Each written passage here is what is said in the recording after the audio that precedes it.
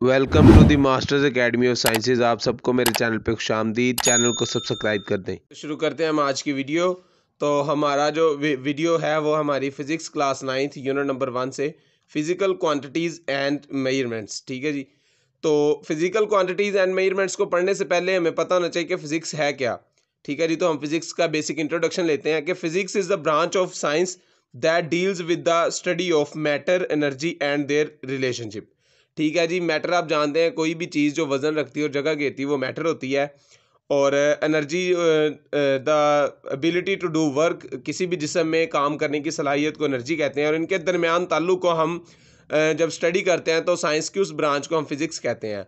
तो चूँकि हम बात कर रहे हैं कि साइंस की, तो आप देख लें कि साइंस की जो हमारे पास सबसे पहले हमें पता होना चाहिए कि साइंस क्या चीज़ है, क्योंकि ये ब्रांच है साइंस की। तो हम देखते हैं साइंस को।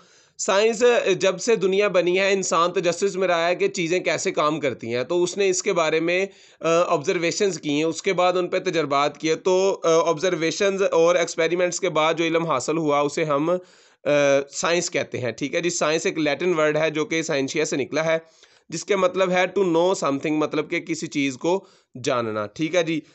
जब से दुनिया बनी है तब से चीज़ों को स्टडी किया जा रहा है। तो 18वीं सदी से पहले जब चीज़ों को स्टडी किया जाता था, उन्हें एक सिंगल सब्जेक्ट में ही स्टडी किया जाता था। ठीक है जी। उस सब्जेक्ट को हम नेचुरल फ़िलॉसफी कहते थे। फिर 18वीं सदी के बाद मज़ीद काम हुआ तो पता चला कि सिर्फ़ तमाम ऑब्जेक्ट्स को एक ही सब्जेक्ट में स्टडी नहीं किया जा सकता, इसलिए उनको स्प्लिट किया गया, जिनमें हमारे पास फिजिकल साइंसेज आई, उसके बाद हमारे पास बायोलॉजिकल साइंसेज आई। ठीक है जी। स्टडी ऑफ लिविंग थिंग्स हमारे पास जी फिजिकल साइंसेज होता है। Study of non living things यानी कि बेजान अजसाम की, जिनमें जिसम जान नहीं होती, उन अजसाम की स्टडी को हम फिजिकल साइंसेज कहते हैं। और लिविंग थिंग्स की स्टडी को हम बायोलॉजिकल साइंसेज कहते हैं। फिर जैसे मज़ीद वर्क किया गया तो पता चला कि तमाम सब्जेक्ट को फिजिकल साइंसेज में ही नहीं पढ़ा जा सकता, इसलिए उनमें हमारे पास फिर फिज़िक्स निकली, केमिस्ट्री, जियोलॉजी, मेट्रोलॉजी निकली। ठीक है। चूँकि हमारा मेन कंसर्न फिज़िक्स ही है तो हम फिज़िक्स को ही देखेंगे। तो आप देख लें कि फिज़िक्स हमारे पास ब्रांच ऑफ साइंस है जो स्टडी करती है matter, energy and their relationship. ठीक है जी।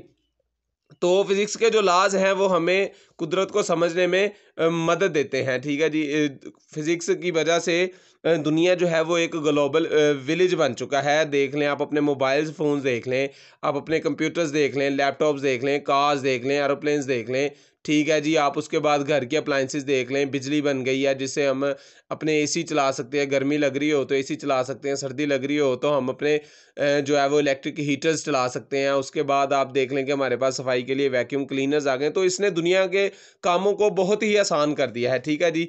ये था फिज़िक्स का बेसिक इंट्रोडक्शन। आगे हम पढ़ते हैं जी ब्रांचेज ऑफ फिज़िक्स को। ठीक है जी। ब्रांचेज ऑफ फिज़िक्स में सबसे पहली ब्रांच हमारे पास आती है जी मैकेनिक्स। ठीक है जी। जैसा कि आपको नज़र आ रहा है, study of motion of objects. ठीक है जी। जब ऑब्जेक्ट्स या कोई भी जिस्म मूव करता है तो उसकी जब हम स्टडी करें तो हमें पता चलता है कि उस पर कितनी फोर्स लग रही है, वो कितनी दूर जा रहा है, कितना फासला कवर कर रहा है। तो इन सब की स्टडी को हम मैकेनिक्स में पढ़ते हैं। अगली ब्रांच आ जाती है हमारे पास हीट। हीट में हम हीट की नेचर को देखते हैं कि हीट कैसे पैदा होती है, कैसे एक जिस्म से दूसरे जिस्म में तब्दील होती है। तो इन सब को हम हीट में देखते हैं। उसके बाद हमारे पास अगली ब्रांच आ जाती है साउंड। इसमें हम देखते हैं कि जब कोई भी जिस्म आवाज़ करता है तो उसकी आवाज़ दूसरे जिस्म को कैसे सुनाई देती है। ठीक है जी। उसमें हम देखते हैं कि साउंड जो है वो एक वेव की तरह बिहेव करता है, जिससे एक वेव दूसरे जिस्म को पहुंचती है और इस वजह से हमें आवाज़ सुनाई देती है। उसके बाद हमारे पास अगली ब्रांच आ जाती है जी लाइट।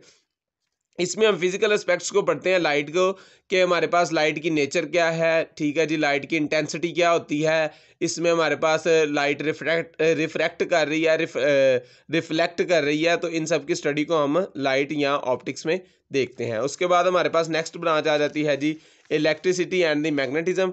ठीक है जी। इसमें हम चार्जेस की स्टडी करते हैं कि चार्जेस जब रेस्ट पे होंगे तो तब उनकी नेचर क्या होगी, और जब चार्जेस मोशन में होंगे तो तब उनकी नेचर क्या होगी। उसके बाद हम पढ़ते हैं जी एटॉमिक फिजिक्स को। इसमें हम एटम को पढ़ते हैं कि एटम में हमारे पास जो वो प्रॉपर्टीज़ जो हमने देखी हैं कि उसमें इलेक्ट्रॉन, प्रोटॉन, न्यूट्रॉन्स होते हैं। इन सब की स्टडी को हम उसमें देखते हैं। ठीक है जी। उसके बाद हमारे पास यहाँ पे एक ब्रांच मिस है जिसे हम न्यूक्लियर फिजिक्स कहते हैं। ठीक है जी।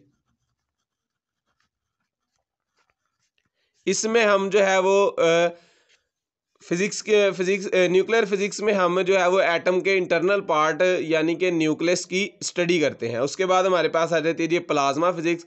प्लाज्मा फिजिक्स जो हमारे पास जब कोई सॉलिड लिक्विड में कन्वर्ट होता है और लिक्विड जो है वो गैस में कन्वर्ट होता है, तो गैस को जब हम लो टेम्परेचर पे गर्म करें तो देखें कि गैस आयोनाइज हो जाती है और ऐसी स्टेट को पहुंचती है जो कि ना तो लिक्विड सॉलिड होती है, ना लिक्विड होती है, ना गैस होती है। तो मैटर की उस स्टेट को हम प्लाज्मा कहते हैं और मैटर की उस स्टेट की स्टडी को हम प्लाज्मा फिजिक्स कहते हैं। उसके बाद हमारे पास अगली ब्रांच आ जाती है जी जियो फिजिक्स।